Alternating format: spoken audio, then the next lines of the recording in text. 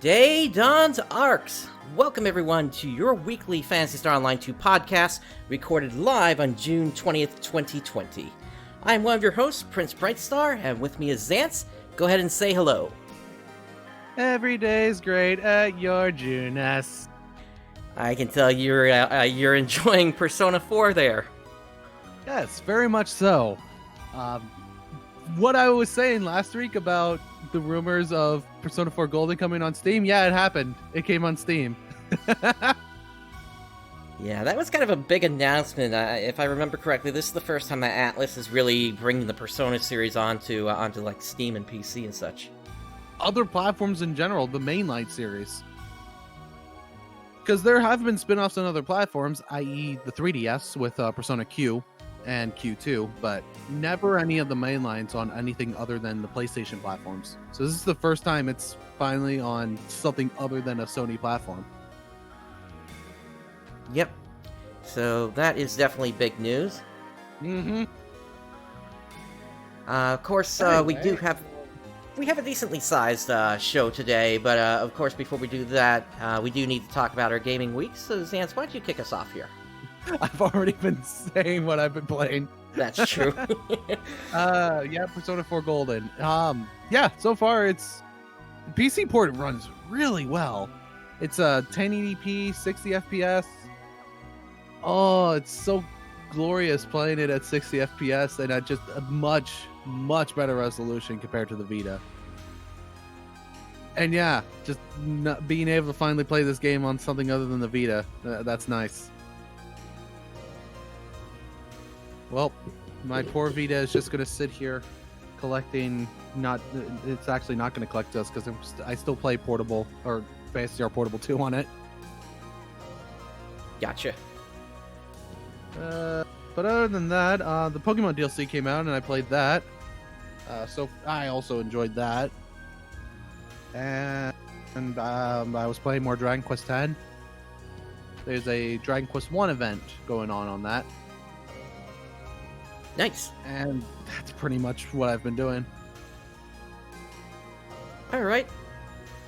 And as for me, I actually pulled out one of my old cartridges this week. I still have my Super Nintendo, and I pulled out a game I haven't played in years. That was Soul Blazer. Ooh.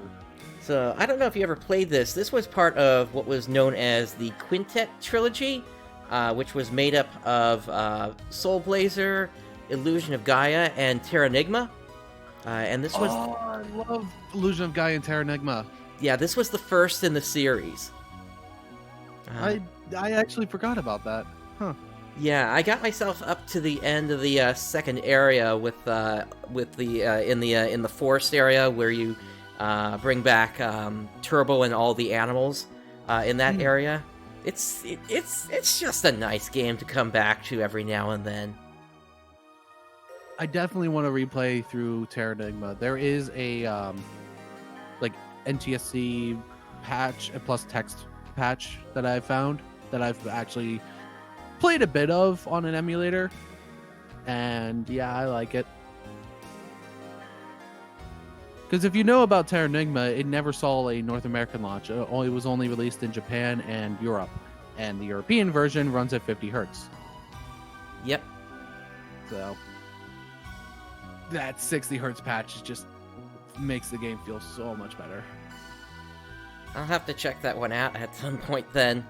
Beyond that, PSO2, it was kind of a quiet week. I just collected Star Gems when I could. Funny thing about the topic we're going to get into first here, this has caused the outfit market to go sky high, essentially. Yeah, because a lot of the outfits that I got early on for Star Gems, they now sell for around 1 million Meseta. That, and plus But other than that, yeah, people are now realizing the value of Star Gems. Yeah, so it's going to be like, instead of 100,000 or less, it's now going to cost you around 150 to 170,000 to be able to pick up an outfit that has Star Gems on them. Yep. But I think it'll start to balance out again. So maybe it'll start going down once a scratch comes out that a lot of people want stuff on. Like, I don't know, a Persona scratch. Can we have that, please? I want my Morgana suit and my Teddy suit. Who knows when we'll actually get those, but Well, anything... we won't know until they update on what's coming up for the next 2 weeks every other Tuesday. So, and this Tuesday should be the next update then, since the UQ schedule only goes up to actually Monday. So there will be updating on Monday of what the next 2 weeks are going to look like. Yep. And then, if I remember correctly, in the somewhat near future, we've also got a new PSO Station Plus coming as well. So we'll probably be getting the big reveal on the Shiva MPA boss at that point. Ooh. Maybe more information on not episode 7? Possibly learn something. Or the Gunblade Scion class, or successor class. That, and maybe also potentially some news on whatever that job posting was a while back that said PSO3 on it. But that's all in the future. We have things to talk about today, so why don't we get into this here? And we're starting off with a surprise enhancement campaign that happened this week. Nobody was really aware that this was even happening until Sega came out and said that this was happening here. So yeah. Someone, probably one of the Photon Hunters, once said that anything in life worth having is worth working for. And as operatives are concerned, this definitely applies to enhancement. Enhancing weapons, units, and rings can increase the item's attack power or defense, or increase the elemental level of weapons. These are just a few of the benefits of enhancement. Enhancing, however, can occasionally take some time, so ARKS has decided to add a few boosts and bonuses from June 17th to June 23rd. The boost that ends in 3 days. Yep. Alright. The boost will make a few aspects of enhancement and fixing augments a lot easier, while the bonus will come in 2 forms, grinders and lambda grinders, provided upon logging in each day, and rewards for players who enhance or affix a certain number of times during the campaign. Don't miss this opportunity to get to grinding. So, the details of the campaign itself, as you said, it goes until the 23rd, and reward distribution is going to be on July 8th after the maintenance. Yeah. And so these are some boosts that are applied whenever you're grinding. Item enhancement success rate is increased by 10%. Affix augment is increased by 10%. Enhancement EXP, you gain 15% increased EXP whenever you enhance your weapon, and you have a 25% increased chance of getting a great enhancement. And then you get rewards for doing enhancements and affixing. Yep. Going back to that great enhancement aid real quick here, actually. Yeah. So you have a base of 10%. This adds another 25 to make it 35 now. And then if you happen to pick up the Sonic pack, the Sonic Founders pack rather, you then get all those great grinders plus 50%. So that brings it up to 85% then chance of getting the great enhancement to happen, which is basically where what you put in, you get a bonus on top of that. So, a bonus of 50%. Yep. Of the grinded EXP. So yeah, this is the perfect time to be using those. Mm-hmm. So, the rewards that you get from this: enhance a weapon at least one time, and you get completely useless dulls and angel feather accessory.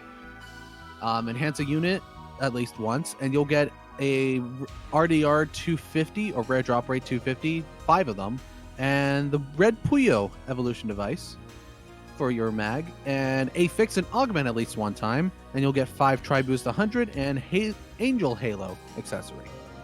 Yep, and we have some images of those down here as well. Yep, it's small little angel wings. Very cartoony. Yep. And then along with that, you got a different login campaign, which every day log in between the 17th and 23rd, and you get 10 grinders and 3 lambda grinders, which at this point, I have enough grinders and lambda grinders to last me a good while. That these are just extra that I've just stockpiled. Yeah, I'm at around like 300 lambda grinders at this point. Yeah, because you get them from daily missions. Yep.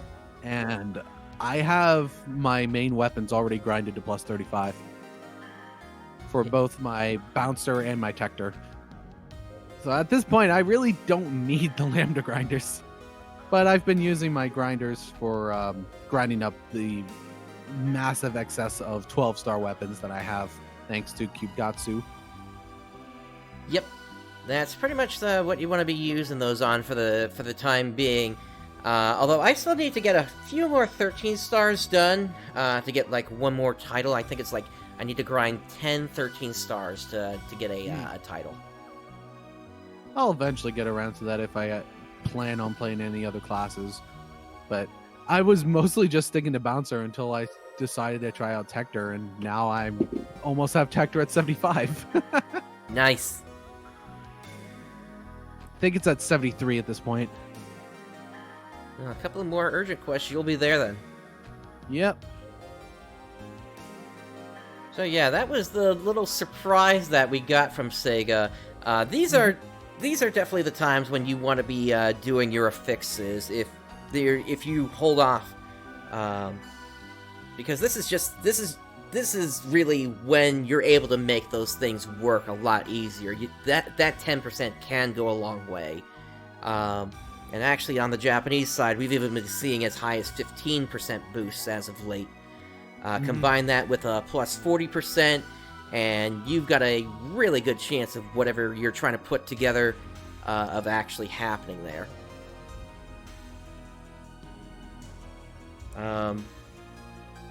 Especially if you're trying to go for like a 7 or an 8 slot weapon. I don't have enough affixes yet, or even weapons yet that have that many on them to be able to pull that off yet. But it's something I'll be looking to do kind of once we get the next line of weapons in the game, if possible. Oh, and also, if you're going to do enhancement, go make sure that you're on a block with Monica. Yeah, it's instead of a 5% chance initially, it's a 10% chance initially for a great enhancement. That's plus additional chance from this campaign. I wasn't even aware that was a thing. It is a thing. Huh. Like, I believe Dudu has a greater chance when it comes to affixing, and then Monica has a better chance when it comes to enhancing. I think. Gotcha. Okay. By the way, I think is my key phrase that I always use when I play Dragon Quest X. Because when I'm playing a game that in a language that I can't even read, I just have to guess. Yeah, that makes sense. Alright, so we did also have a couple of other site updates here, so let's take a look at those here. We have a campaign to complete urgent quests here. So that's going to run until June 30th. Mm-hmm. And upon... big reward is for completing 15 of urgent quests. So you get rewards for every 5 that you complete, which if you just do the Magatsu urgent quest, that's 5 right there. Yep. So you clear 5, you get 20 SG. You clear another 5, so 10, you get another 20 SG. You clear 15 total, and you get an AC scratch ticket. It's just 1, but you get an AC scratch ticket. Yep. Yeah, that's basically a free 200 AC right there. Exactly, yeah. It's one of the few times that Sega is going to be giving these out for free, so definitely take advantage of it. Yeah, they usually never give them out for free. So that's that campaign. And and now the new AC scratch. Yep. I was surprised to see this early on, to be honest. So instead of the typical new outfits and everything like that, this AC scratch is based on support items. And so, essentially, in this whole thing, what you're going to find are basically things that help you to affix and enhance your weapons and units. So, safe enhance. Pay to win, pay to win, pay to win, pay to win. It's not pay to win because you can buy all this stuff off the player market. Yeah, there are some people who were trying to say that it's pay to win. It's hilarious. Yeah, I've probably got one of my my things a little bit overpriced. I got an elegant ranged selling for like 39 million right now. Oh wow! But those were from the AC. I got that through the AC scratch tickets that I got with the Sonic Founder Pack. Ah, yeah, I used the scratch tickets really early on. Yeah, I figured this thing was going to happen eventually. I was still expecting it to come out in like 3 to 6 months from now, not right now. But yeah, this also added the next level of augments, which are now the elegant augments, which is this set right here, the ones that are that have the /2 next to the name. And so this is going to add an extra, I think it's 10 to the attacks. So Decent. Say again, sorry? That's decent. Yep. I guess.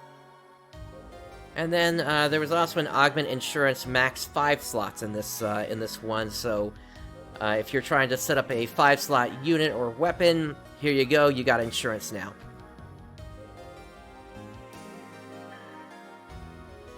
So yeah, that's what this AC scratch is until looks like the end of maintenance this week here. Yep, maintenance will be this Tuesday,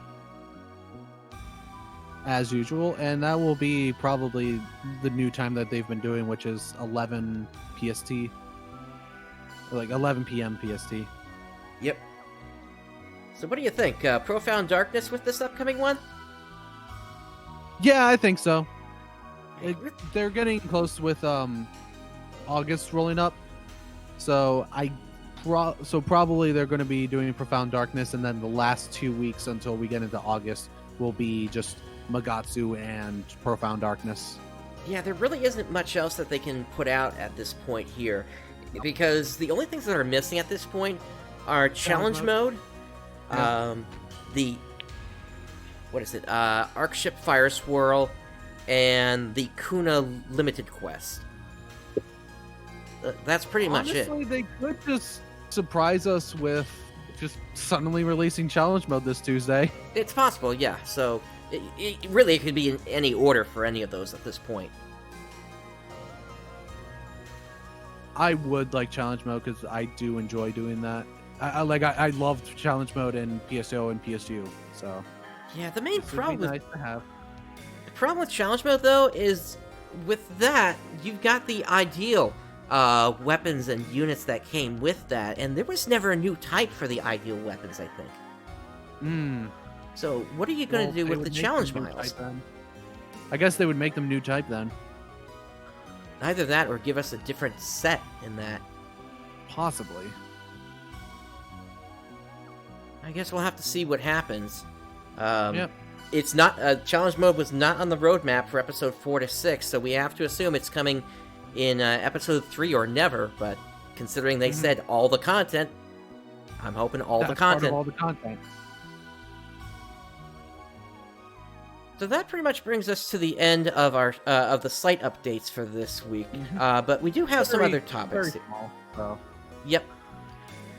So let's move on to the next topic this week, and that is that the Bumped website has actually launched a North American site here.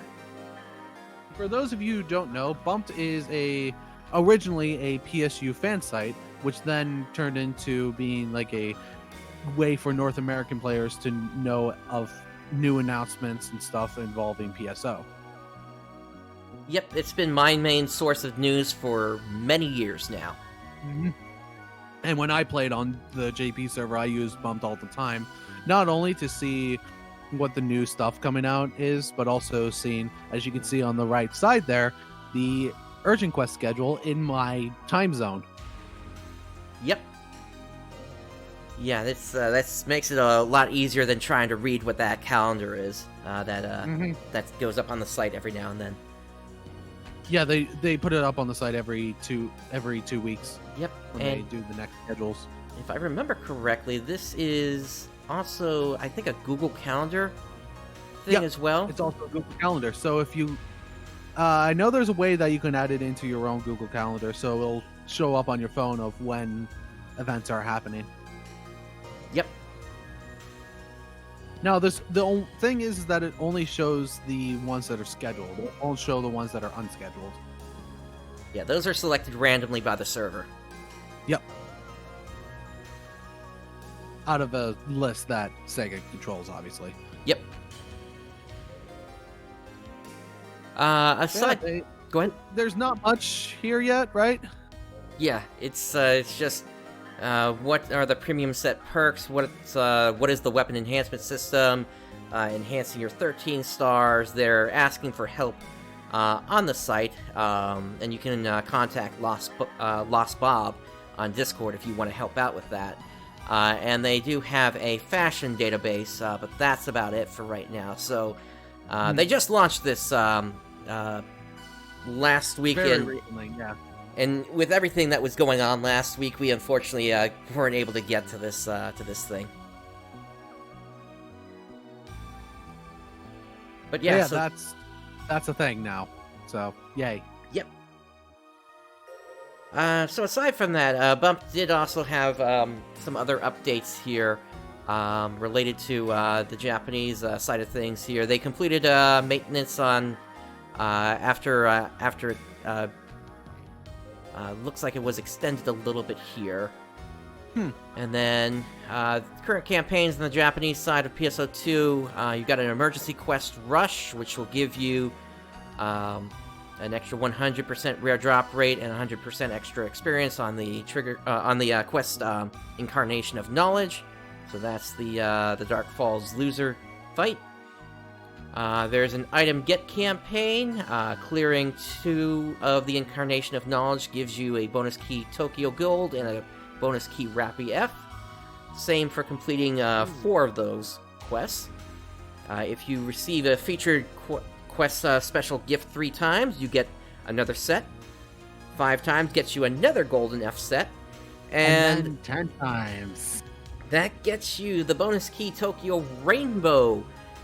Which I still have yet to check out that mission. So aside from knowing that all the different King Rappy types are in there, I don't know, or not King Rappy, Emperor Rappy. I don't know what else is in there. Well, you still play on the JP server, right? From time to time, yeah. Okay, then try to do that then. Yep. That's something. Hopefully I'll be able to find some time to do that this week here, actually. Yeah, because you have until the 24th, so... i.e. you have until the 23rd, because... relative to JST. Yep, so just enough time to get the featured quests done. Yeah, because there's 4 on each day instead of just 3 like it is on NA. Correct. Alright, so they've also got an AC shop bargain going on. Summer recommended starter set will give you 10 item pack expansion, plus a mag ticket and 2 100,000 experience tickets for 500 AC. Number 3 experience booster set trial will give you 3 150% experience boosters and 2 100% experience tickets for 500 AC. And a budget boost set gives you 3 of the 500% experience boosters, plus a 400% rare drop rate booster and a 1 million experience ticket for 1,600 AC. Honestly, the only one that might be kind of good is the first one there. Yeah, because the mag ticket. Yeah, mag exactly. Tickets are usually around 300, and then you also get the item pack expansion, so... that's worth the 500 AC on its own, and then the 200 EXP, that's just a bonus. Yep. And then we got the Pusoni comic secret phrases, so type any of these in on the Japanese side, you'll get items. Can't type it in on the North American side. We tried. Yep. Yeah, unfortunately, no extra items sneaking past through the servers to get them early. Yeah, because for some reason you can't type in Japanese, except if you do like the shortcut chats. Yeah, it's really weird. And even if you put one of those phrases on the shortcut chats, it doesn't work. Yeah, it's so strange that that's being filtered out. Yeah, odd. Because there are people who, like, even though they can just play on JP, there are some Japanese players who play on NA just because they wanted to try it out. Yep. Hell, you can even switch everything to Japanese if you wanted to. Yeah, and on the North American side, yeah, definitely. And and it's weird because you can't type in Japanese even when you have everything set to Japanese. Yeah, that's odd. Yeah.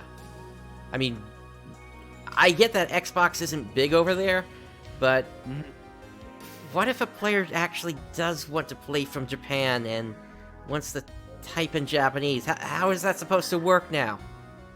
Yeah, I know.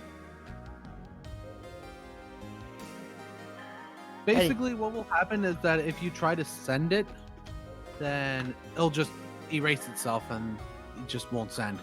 Yep. Aside from this, yeah. Aside from this, we also got a Sage Crest campaign. Complete Incarnation of Knowledge 1 and 3 times gets used 10 Sage Crests. Clears X. By the way, for people who don't play on JP, Sage Crests are used to get 15-star weapons from Zeeg. Yep. You can also clear Zek's client order. So slimy, I'm shuddering. Zek is one of the characters from Pusoni, who's actually out in the lobby right now. That's another 10. Clear Nekonomiya client order, another character. 10 Sage Crests. You get 10 for logging in for 3 days in the week. And doing a, if you link up with PSO2S and do a quick search, that's another 10 Sage Crests. Which we don't have PSO2S, and I honestly don't care. Yep. I've already told you that I just find most mobile games just boring. Yeah, it's one of the ways to get some of the more unique weapons over there, but the story is sort of inconsequential to what happens in the main PSO2 story, although it did actually reveal quite a lot about the Lillipins, and the fact that the Lillipins actually aren't from Lillipa, they're from another planet. They just decided to take home in Lillipa? Pretty much, they got stuck on the planet and forgot how to speak their original language, so they created a new language. I think it was Erzamot. That was the name of their home planet, and that planet got corrupted by Dark Falls. Ah, okay. Let's see. Ongoing campaign. So you still got the premium set special price. Get a premium set for 1,000 AC. Spend AC, get Sonic items, which we covered previously. Yep, all those Sonic items that originally were just on NA, but yeah, they're now on JP. Yep. Pusoni comic login campaign. So log in each day for experience tickets and a 100% experience booster. And then there's another login campaign, which at 3 days gives you 3 100% try boosters. 5 days gives you 1 million experience tickets times 3. Login for 10 days gives you an ability transfer pass times 3, and login for 15 days gives you 2 more ability transfer passes. Those basically take the abilities that you have or fixes on one weapon or unit and just transfers them right over to another weapon or unit. Guaranteed. Yep. So it's no longer how hard it was to do this whole process. It's become a whole lot easier now. And then you still got the multi-platform play campaign, whereby if you log in on 2 platforms, you're going to be able to get 50 Star Gems and a bonus key Tokyo Gold. And then the Vita Going Away campaign on August 19th. And spending Star Gems will give you a, spending AP or Star Gems while logged into an account will earn you back Star Gems. Yep. And that's pretty much it for the PSO2 updates. On the Idola side of things here, there's a Descent quest boost going on. So that's going to give you a boosted chance of being able to pick up either Jasper EX or Totonato EX. There's also a Descent quest Theater Remnant Wind, whereby during this quest period you have the chance of getting the event weapon symbol Lubin Hoylin. Kind of looks like a Soul Banish to me. Soul Banish? From PSO, if you happen to remember that weapon. Oh. I don't remember that weapon. Hold on, let me look it up. And aside from that, you also have the chance of getting the event soul symbol Calamity God Theatre Remnant. Okay, And I see the Soul Banish here. Kind of looks like it. Yep. The Soul Banish was a bit more red, though. Yeah. Let's see. So, with this soul on the turn after attacking an enemy in a reverse rush, decrease all enemies' defense by 8, or at max 15%, and that lasts for 2 turns, and it can trigger this twice per quest. And then, there's also, requirements, for each of these, quests that are currently active. The main difference between them is you either need a party strength of 110,000, 130,000, or 150,000 or higher to be able to participate in those. And by getting your first clear on those, you either get 100, 500, or 1,000 Descent medals out of that. And that... Which I don't know what those are. They basically let you purchase items and other things inside the game. Okay. And there's also a Descent Quest Clear campaign, whereby completing the Advanced level gives you the Mysterious Crystal, the Super level gives you the Limited Doll, and an Extreme level gives you a Platinum Doll. Alright, Again, I don't know what those do. Yeah, the Limited and Platinum Dolls help you to basically increase the strength of your characters. Not quite sure about the Mysterious Crystal. I'll need to look into that. But that pretty much brings us to the end of the updates. Now, we do have some other bits of news this week here that we want to cover. Starting with an announcement that was made on the Sonic the Hedgehog Twitter account. Yep. And this is relevant to Phantasy Star, and we'll show you why in a little bit here. But basically... Aaron Weber, who has been managing the Sonic the Hedgehog Twitter account over the past 5 years, basically got themselves a promotion, and so they are handing off the Twitter to a new set of admins on that.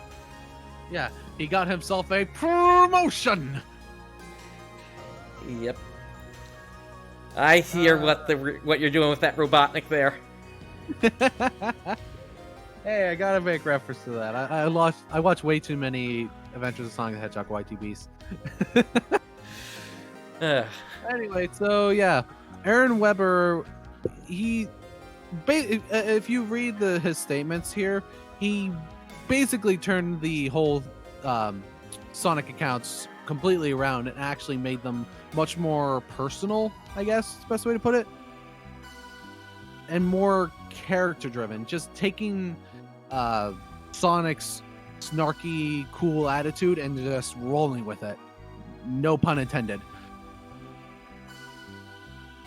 And it really helped because what he said there is that with back in 2015, whenever he started doing the PR stuff, you got to think about the last 2 Sonic games that came out like for mainline. There was Sonic Lost World, which really wasn't that good. And then you got Sonic Boom, Rise of Lyric, which was god-awful. So yeah, Sonic was not in a good spot again at that point. So getting that turned around and actually making a lot of people like Sonic again, that was pretty big. Yeah, we were talking about this kind of earlier before the in the pre-show that Sonic seems to go through these cycles of being on high points and low points. So like, yep, welcome to being a Sonic fan. I've been a Sonic fan since 4 years old.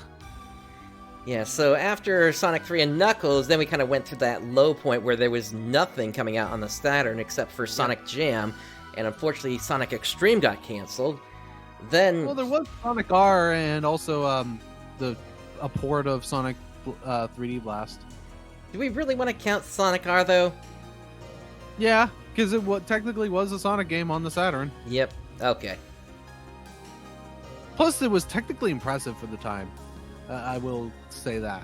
True. I'll give them that. Early in the content? Hell yeah. Technically impressive, yes. Because Traveler's Tales, despite what people say about their games, technically, when it came to working on the systems they were masters at their craft. Yeah, there may have only been 5 tracks in that, but well, what can I say? The controls on that, unfortunately, were horrible. But I also get it. If you're running at that kind of speed, you're gonna have trouble turning. But then we had the Adventure series come out, and then once Shadow the Hedgehog came out, then it started to dip down into a low point again. You can also include in that. Probably the end of that being around the time when Sonic Freeriders came out, which was that Kinect-only game on the Xbox 360. Well, I would say that the rising back up started like after Sonic 06 came out, which was a disaster. Then it started rising back up after Unleashed. Yeah, I'll give that one to you. And then that period kind of ended with I want to say Sonic Generations. Yeah, so it ended with Sonic Generations, and then it dipped back down again because of Sonic Lost World. Because Sega just does not know what it wants to do with 3D Sonic. Yep. So I think the key here is that if Sega kept making more 2D games for the consoles, they'd probably be in a really good spot with Sonic. Mm-hmm. But anyway, back to talking about Aaron Weber, who I always keep on confusing with Ethan Weber from PSU. And speaking of PSU, that's the big thing that we know about Aaron Weber for. Yep. Right, Brightstar? Yeah, so it's funny. Aaron, back in the day, we knew him as a GM called Ruby Eclipse, but he also had another persona that he had when he was playing PSU on the side. And hey, Penn Sage, good to see you on the show. Yeah, so he actually had a persona for when he was acting as Sega, and then a persona for when he was acting as just himself enjoying the game, and that was PSU Castor. And it's kind of funny.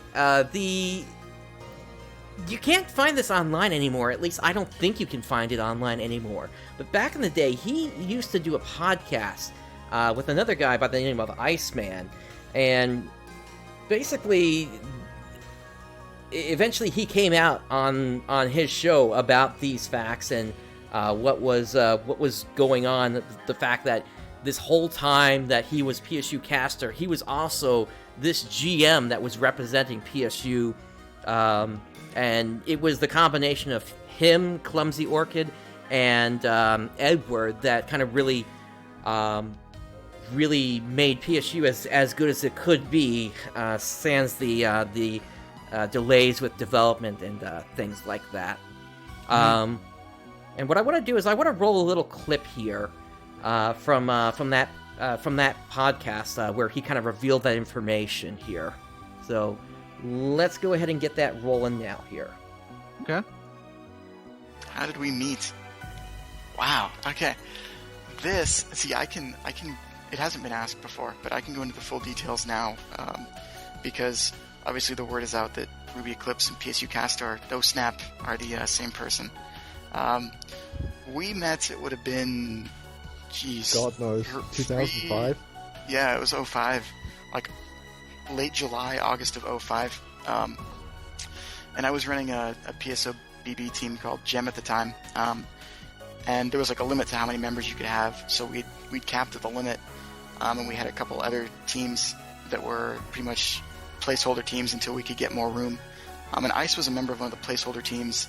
I remember him winning a competition that got him a spot in the main team early. And from there, yeah, we played Blueburst together. I've beaten Ice down in Battle 1 quite a few times. Hey. But we did some tag team battles and stuff like that too. But yeah, it was back on PSO BB, and long time. Looking back on it, it's hard to believe that it's been like 3 years almost. No, it really is. It really is hard to believe how fast time has flown since then. How much has happened. But yeah. So that's how it all started. And then 3 years later, Iceman started up a podcast for the team, and that was when I was living in LA. So when we came back, I kind of built up his idea a little bit and said, why don't we think about doing something bigger, like something for the community? And that was where the PSU podcast was born.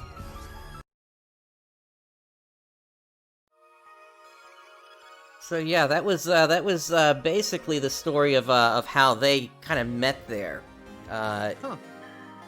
and kind of the information about that had come out, that he was the GM as well as just a player in the game. Yeah, because he was really big into PSO Blueburst, and because of that and his just love of PSO, that's how he became. That's how he was able to eventually get a GM position in PSU. Yep. I wish that had I been in a better financial situation, I could have made the same jump that he could have and applied to Sega for a position and just work with Sega. But unfortunately, that's just unlikely to happen at this point. But he kind of ended up living kind of what one of my dreams was. Well, you never know. You might eventually find that position open again, and you just need to jump at it. It's possible. That's exactly what he did. The position was there, and he jumped at it. Yep. I suppose if I ever do see a position that lines up with kind of what my main knowledge is these days, outside of Phantasy Star, of course, what I do for my job, then maybe at some point things will align and I'll actually be able to hop over there. Yep. Although I would probably be looking towards the Japanese side of things than the North American, just because it's as far as I can tell, Sega of Japan does not want Sega of America touching PSO2. And how good is your Japanese? Not very well. Yeah, it's a bad situation all around. All right, both you and I need to study more. I tried taking a class at one point. It didn't work out. But yeah, so we wish Aaron the best of luck with wherever he's headed next within Sega. I don't know. He may end up joining as a liaison with EST Soft, who manages Phantasy Star Online 2, but it's really up in the air. I would say let's keep our eyes peeled on whatever games are coming out from Sega in the near future, because if anything, we should be able to see his name in those credits. Yep. Or just randomly when you're playing one of these online games, you just see Castor or Ruby Eclipse. That would actually just be pretty cool. I agree there. Yeah, definitely. It'd be cool to see him and catch up. Because here's the other thing. I can't remember if it was him or Edward, but one of them owes me a Rappy plush doll from when the PC PSO2 or not PSO2 PC PlayStation 2 servers went down. They did this campaign at the end where it was like a trivia quiz of Phantasy Star Knowledge, and I was one of the winners of that, and I never got my Rappy plush doll from that. Well, I think you have someone that you need to contact then. Yeah. I mean, right there's his handle, so why don't you give him a contact there? Actually, I think it might have been Edward, now that I think about it, but... We'll just tell him, hey, Edward still owes me that Rappy doll. Maybe at some point, yeah. Alright, so... Yeah, once again, best of luck, Aaron, wherever you're headed. I remember you from Phantasy Star Universe, and I know you're gonna do great in whatever you're doing next now here. Good luck in climbing the corporate ladder in Sega. Yep. Alright, we got one more bit of news this week here, and it comes to us from the Phantasy Star Universe Clementine servers. More universe news, yay. Yep. Marmalade made a post here, kind of, it's been several months since they made the last post here, but this is kind of another status... Go ahead. Specifically when it comes to their development post, their last development post was February 29th. They had a small update on April 30th, and now this is the latest one, which was posted on the 16th. Yep. And so some of the highlights here, work on the drops is going very well now. Mm-hmm. That's going to be nice, because in the past, if I remember correctly, things were not dropping correctly, and instead you could just purchase the high-end weapons from the store. Yep. A lot of the drops were just not working well. And other things that they've gotten working now is exchange missions are being figured out. Player shop search is now fully functional. They found 50 missing room decorations, and 11 of those were unused or unreleased. SUVs will be available for humans and Numans from level 20, which SUVs became available for humans and Numans on the JP side, never on the North American side. They're looking into doing a daily mission system. That sounds pretty cool. And 3 missions were recreated. So, big thing when it comes to the development of this private server for Phantasy Star Universe, the code that they're working with is, the best way to put it is spaghetti code. Yep. It's really bad. And there's a lot of things that they just have to figure out on their own, mess around with the packets that they have available to just try to figure out how any of this actually worked, and also just trying to jam things to make it work. But that's what they did in the past, and it caused a lot more messes than it should have. So they've been working hard with ironing out a lot of the issues as of late, but they still have a lot of other things that it still needs work on. And like they said, they still don't have an exact time when they can bring this server back up for normal people to play. I do believe they said when they want to bring it back up. But yeah, they did say with these past 3 months, because of everything else going on, morale on working on this has been down. So, but I think, where do they say that they're hoping to bring things back up? Okay, right here. While we still don't have a solid date in mind, we all genuinely want to try to have things ready to go within the next 2 months from now. But could be less, could be more. In general, there isn't much left to fix before it's okay. Once these things are done, the rest is just added bonus. We will keep you posted on this for sure, so don't worry. We're tired and just want to play now too. So yeah, they're tired with developing. They want to play the game. Yep. Yeah. And some of the other things that they note here: NPC partners will not be available on launch, and that level caps will be a thing going forward. Yep, and I'm fine with level caps. That gives time for people to get up to that and then get a nice stockpile of weapons at that level. Yep, what they were doing before was they had soft caps, but you could still continue to level up. It just took you an extremely long time to actually level up. Well, they wanted to do that, but they didn't actually implement that. They just did hard caps. Gotcha. And when it comes to another big thing at level cap, which was gas, there's no information on there's no packets for that at all. So if they were to make gas, they would have to recreate that from scratch, which, yeah, that's not something that they're worried about right now, obviously. Yeah, that plus episode 3 as well, which is unfortunately. Go ahead. Again, there's just nothing on it.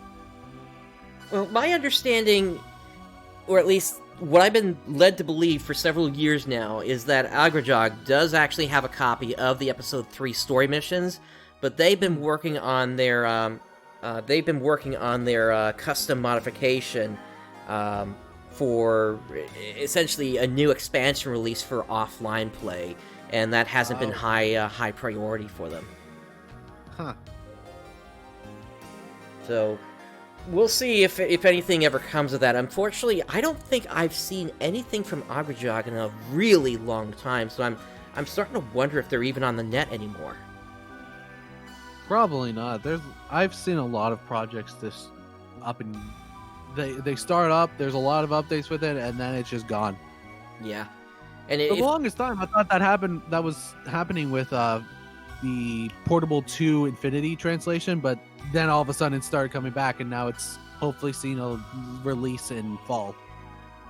Yeah, if Agrajog really did stop working on their thing, I really hope at some point they'll at least consider releasing what they have of the episode 3 story, so that maybe somebody else can implement it. Also, by the way, once Portable 2 Infinity English translation comes out, you and I need to do some multiplayer missions on that. Oh yeah, definitely. I'll be creating a new character and basically doing yet another stream series on that. I might do that as well, because here's the big thing when it comes to Portable 2. Portable 2 on the JP side, every cutscene was voiced. On the English side, nope. Only the CG cutscenes were voiced.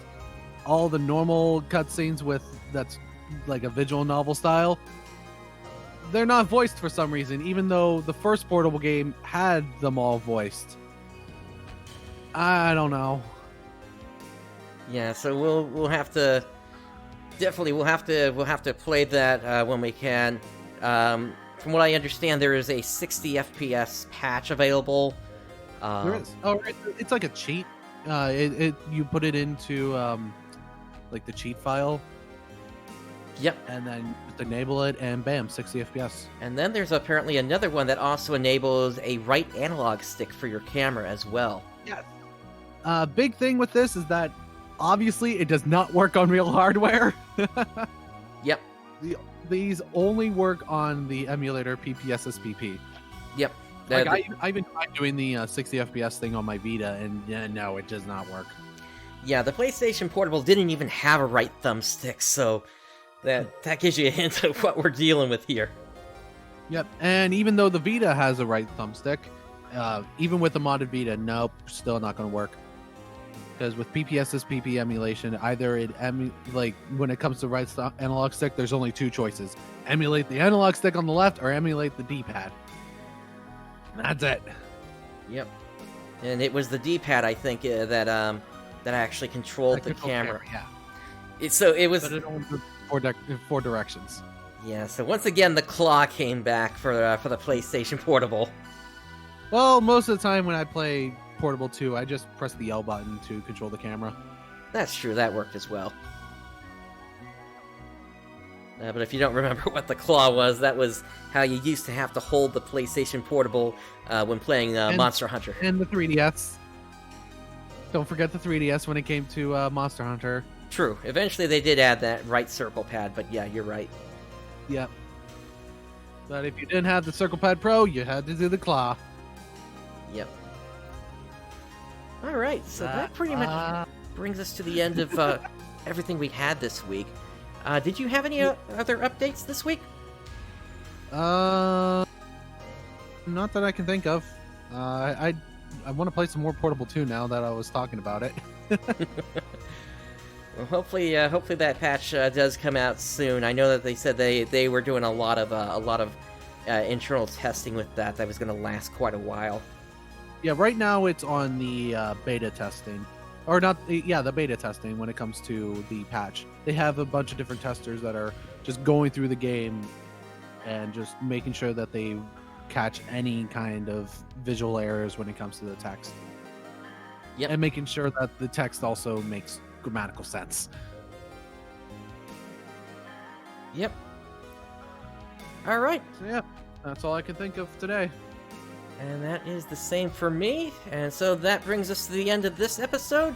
On behalf of Xance and myself, thank you for joining us today. Day has dawned.